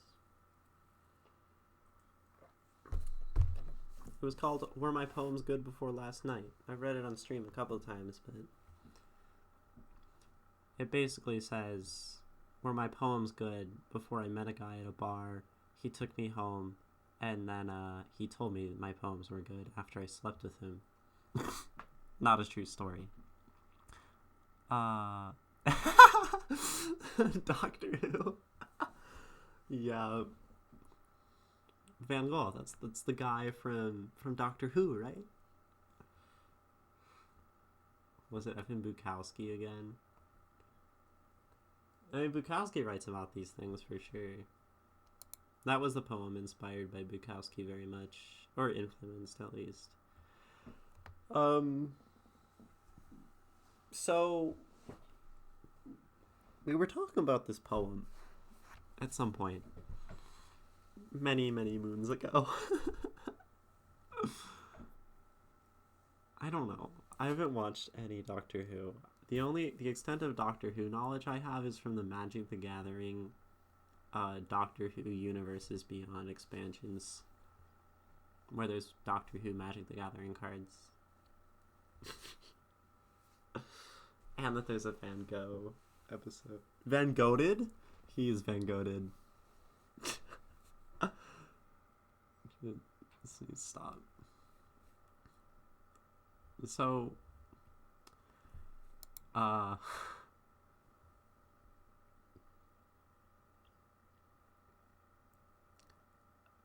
think I can maybe relate some of all of that talking to this poem, but I'm gonna stand up and step away from this and gonna put some thoughts together, drink some water, and subject you all to the forces of capitalism. And since I make a little bit of money every time I do this, it makes my stream better because we decided that if something makes money, it's good, right? Right? Right? Right? Right?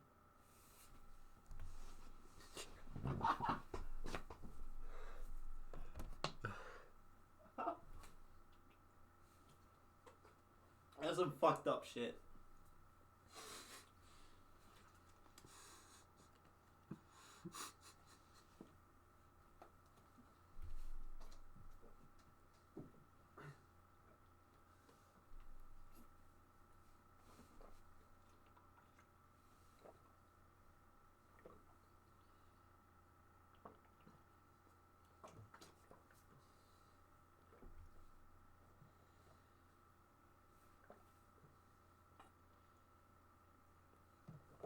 Guys, ads are good. The man loves you because the man makes money from you. This is how life works. I'm putting on my jacket.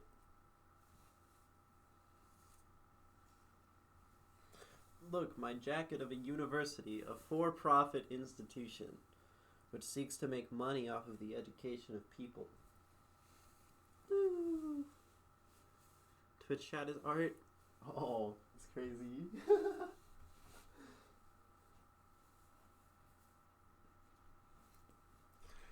I need y'all to make a whole bunch of variations of the meme with like the two guys in spacesuits Or any of the ones with like the gun, like the always was memes with anything was art, always was. You know? Wait, it's all perception? Always was. I am pretty keen on the it's all perception argument. Semantics.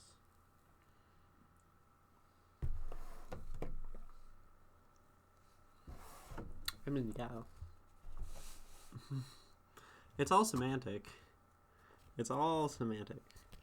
We're not just putting words to things we don't understand. So, this poem. I sit alone in a gray room by drowningdevil12. Right, we talked about this a lot. I'm gonna read it. If you don't get to my video, it's okay. Dew on the Grass is here, and Dew on the Grass actually had submitted like yesterday. So, Dew on the Grass, like, is next. Admittedly, like, this is the order of things. So this poem, I sit alone in a gray room. I sit alone in my room, day in, day out. No, y'all, let's listen again to the actual recording. I sit alone in my room, day in, day out. I look for new patterns in the walls, small imperfections that I can focus on. I'd love to ignore the dull buzz in my chest. A new sensation would do me good. I've made my room colorful, painted the walls every color I could think of, covered the mind-numbing gray with pinks and blues, but it seeps through. It just ends up gray, no matter what I do. The patterns are familiar, the buzz is loud. I wonder what you would do. So that's I Sit Alone in a Gray Room by drowningdevil12. Scared you to hear your own voice without warning. Got him. So, I think going back to all this discussion we've had, and we did get to like why art is good for a reason. You know, we were talking about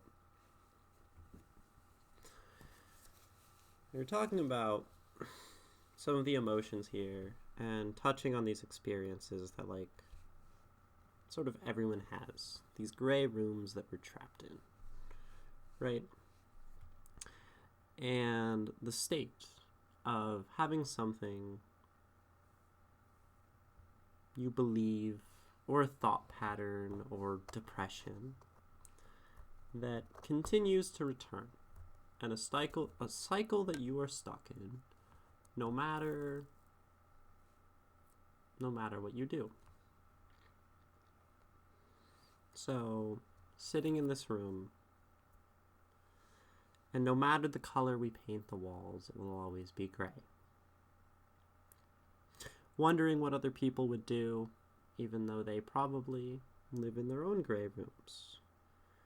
Having this constant buzz, this numbness, this emptiness, right? That's what this poem is about. And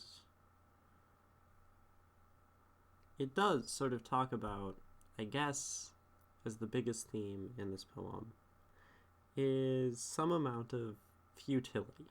You know, we talked about how it's a cycle, the wheel turns, the gray is always going to come back. And this is a powerful thing to talk about art. Talk about in art. You know, hope and hopelessness. Right?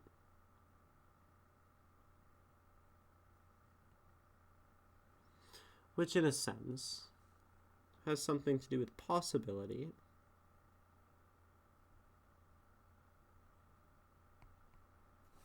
and impossibility.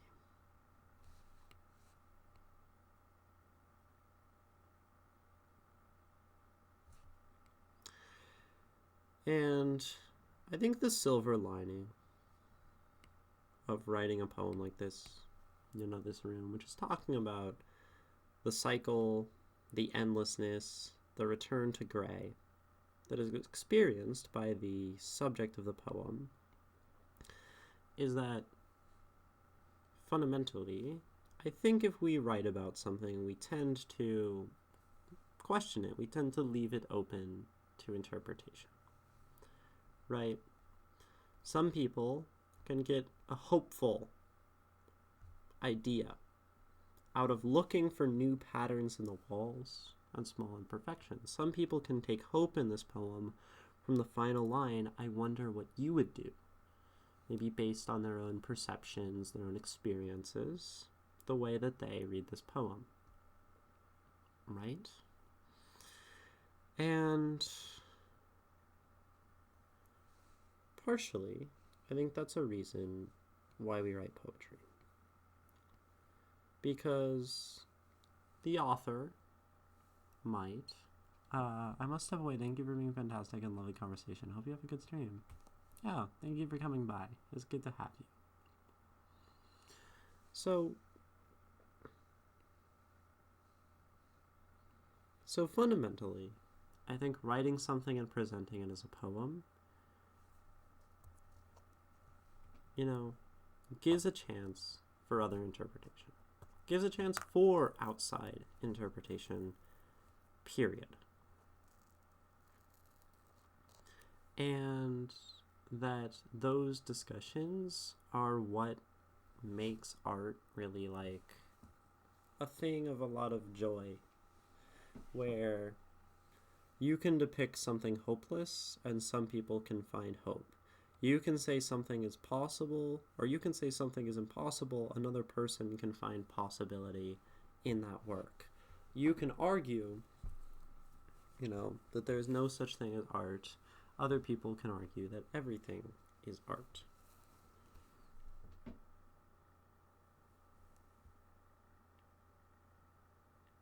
And maybe, right, the art of that is that discussion. It is that communication.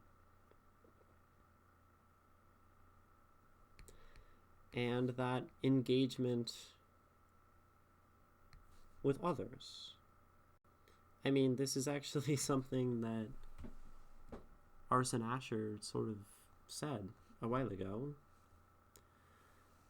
The human experience, but more so, I think, communication, right? And we've said this before on stream. We've asked the question, what is art? What makes something art? What makes something not art? And a big part of it is always the presentation. And we mentioned that as well today. And that, art connects people. And art gives people hope amongst hopelessness, all of these things. So, this communication of ideas. And this poem, I think, does a great job of this sort of metaphor. Anytime we take something like depression, this endless loop, and drop it behind a layer or two of metaphor, make some art, put it on the page. That's what we did here, We took the gray room, we talked about chronic depression or whatever, and how it makes life a dull buzz, and that it sucks, and all of that, right?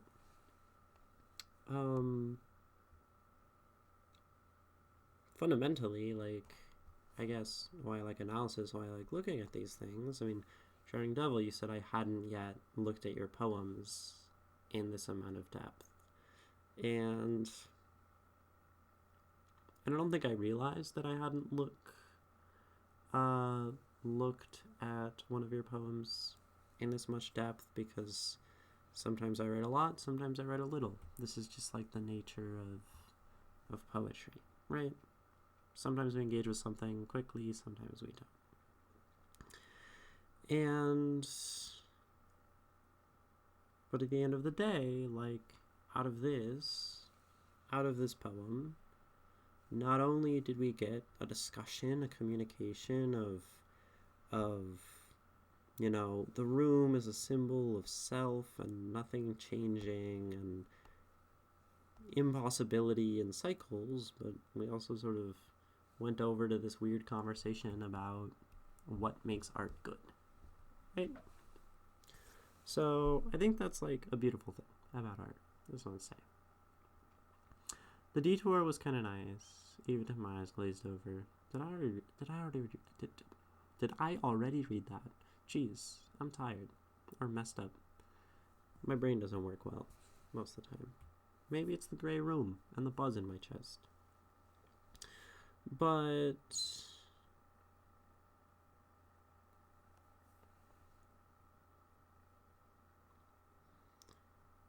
I think that idea of everyone living in their gray room that we talked about, an extrapolation from this poem, that I wonder what you would do. This person is maybe also just sitting in their gray room.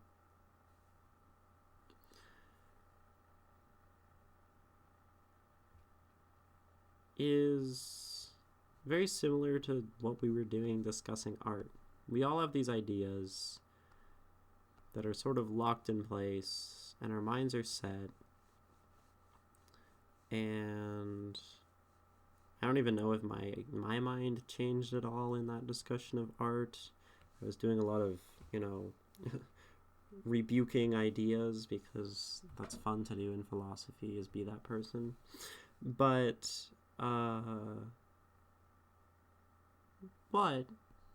in doing that, we get a glimpse. Like we were saying, you get a glimpse into someone else's gray room. The way they see the world, the way they try to decorate it, the way that, their experience is. The ways they try to paint the walls, the way that the gray still shines through, the way that they are troubled by the way that the room is painted and their own ideas and their own thoughts. And I think philosophy, admittedly, is a really good way to dig into that, because philosophy is really just saying, like, what is there to believe? What do I believe? Asking these big questions, right? And so I actually do think, like, the gray room, as this metaphor for life, is really prevalent. Like, I don't think I'm forcing this metaphor onto things when I say that, we all live in our rooms, we all decorate, we all do things, we all have some gray shining through, and we all look at other people's rooms, and we try to look at others for answers, and sometimes we try to find patterns in the walls that are enjoyable. Sometimes we put up things to create some amount of comfort in our spaces, in our heads. So, yeah. It's a good poem. Right? Whatever that means. I feel like I have to end this analysis by just saying that your poem is good, because I think we spent the whole time saying that good poems don't exist. But I like this poem, and I think it's good, and it does something, and it communicates with me, and it has metaphors that work and work together, and internal consistency. It does the poem things. I guess just don't consider yourself special when I say that it's a good poem. Yay. So, I'm going to have you read it one more time, Drowning Devil, and by have you read it, I mean I'm going to play the recording of your voice, and we're going to listen to it, and look at it, and it's going to be nice. So let me grab it. Here is one more time. I sit alone in my room, day in, day out. I look for new patterns in the walls, small imperfections that I can focus on. I'd love to ignore the dull buzz in my chest. A new sensation would do me good. I've made my room colorful, painted the walls every color I could think of, covered the mind-numbing gray with pinks and blues, but it seeps through. It just ends up gray, no matter what I do. The patterns are familiar, the buzz is loud. I wonder what you would do. I Sit Alone in a Gray Room by drowningdevil12.